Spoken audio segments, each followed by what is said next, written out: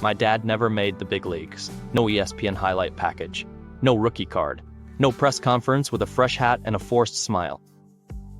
But I still call him my baseball hero, because when you are a kid, the show is not a stadium on TV. It is the person who shows up when nobody is clapping.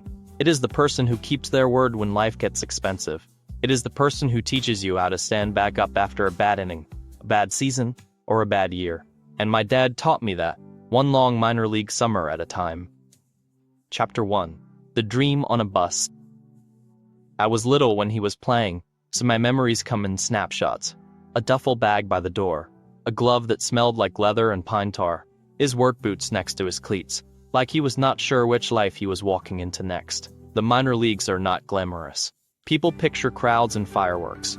Most nights, it is a bus ride that feels like it never ends, and a ballpark that feels like it is trying its best. Dad used to tell me, in the minors, you learn how bad you want it, and even as a kid, I could tell he wanted it bad. He would call home late, voice tired, trying to sound upbeat. How would you do tonight? I would ask. Sometimes he would say, 2 hits. Sometimes he would say, 0-4-4. But he would always end with the same line. I will be home soon. I love you. Tell Mom I am grateful. I did not fully understand the last part back then. Now I do. Chapter 2. The Empty Stands, the Full Heart. One weekend, Mom packed me up to see him play. I remember the stadium because it felt like a secret place. Not huge, not shiny, just real. We sat behind the dugout. There were not many people there, which made everything louder. The pop of the catcher's glove, the cleats on concrete, a coach yelling a reminder like it mattered. Dad came out for warm-ups and spotted me right away.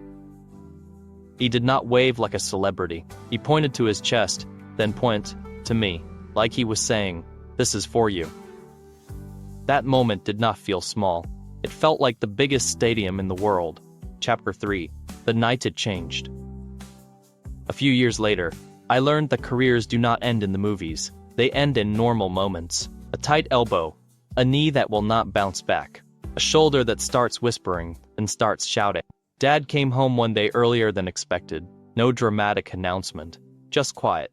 He sat at the kitchen table, staring at his hands like he was reading a language only he understood. Mom poured coffee. I lingered in the doorway, pretending I was not listening. He said, "They are moving on." Mom did not try to fix it with words. She just reached across the table and held his hand. And that is when I saw it. This was not only about baseball. This was about identity. When you chase something for years, it can start to feel like it owns you. Like if you do not get there, you failed. I did not know what to say, so I said, "The only thing my kid brain had. Does that mean you will be at my games now?" He looked up, and his eyes were wet, but he smiled anyway. "Yeah," he said, "I will be there." Chapter 4. The Return Home. People assume that when a dream ends, you either get bitter or you move on. Real life is messier. Dad got a job. A real one. Early mornings. Long days. But he did not stop being a ball player in his soul. He still carried himself like a man who believed in practice, in preparation, in staying ready. And when I started playing, he did not coach me like a drill sergeant. He coached me like a father who had learned the hard way what matters. Be the first one to hustle, he would say. Be the last one to blame. I did not realize it then, but he was giving me something bigger than batting tips.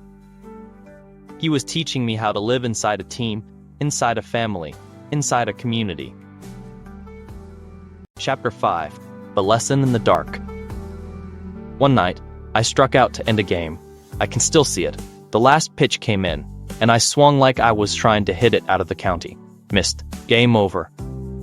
I walked back to the fence and stared at the dirt. I felt like everyone could see right through me. I did not want the pep talk. I did not want the, "You will get him next time." Dad waited until the parking lot. Just me and him under those yellow lights that make everything feel more honest. He said, "You know what I love about that strikeout?" I looked at him like he was crazy. He said, "It means you cared. It means you took a real swing." Then he paused. "And now you get to decide what kind of player you are going to be next." That was it. No lecture. No shame. Just a choice. And for the first time, I understood something the big leagues cannot teach you. Baseball is a game of failure. Life is, too. What makes you different is what you do after. Chapter 6. The Man Behind the Coach. Dad started helping with the team more. He would throw batting practice until his arm was sore. He would rake the field when nobody asked. He would fix a kid's batting stance like he was restoring something fragile and important. Parents would come up and say, "Coach, thanks for doing this." And he would shrug, like it was not a big deal. But I watched the way the kids listened to him, not because he was loud, because he was steady. In the minors, you do not get many second chances. You are either moving up or you are moving out. Dad did not get to move up, so he decided to move deeper. Deeper into family, deeper into being present, deeper into teaching the game the right way. And that is when I realized something. He did not lose his dream. He repurposed it. Chapter 7. The Hero Moment. Years later, I was older, bigger, trying to be tough, like guys do. We were at a ballpark together, just the two of us. The crowd was bigger than I remembered. The lights were brighter, but I looked over at him, and there he was. Same posture, same calm, same eyes that never stopped believing in me, even when I did not believe in myself. I said, "Do you ever think about it? About what could have happened if you got called up?" He did not answer right away. Then he said, "Sometimes." I waited. He said, "But I also think about what I would have missed," and I knew what he meant. He missed the big leagues, but he made every game that mattered to me. He became the kind of hero that does not need a stadium to prove it. Because the truth is, a kid does not need a famous dad. A kid needs a present dad. If you have got someone like that in your life, tell them. And if you are that person for a kid, keep going. The world celebrates the call-ups, but families are built by the people who keep showing up, even when nobody is watching. If this story hit home, drop a comment with the line someone taught you through sports that stuck with you. And if you want more fatherhood-driven baseball stories like this, subscribe and come back next week, because the biggest heroes in baseball often never make the headlines. They make the home.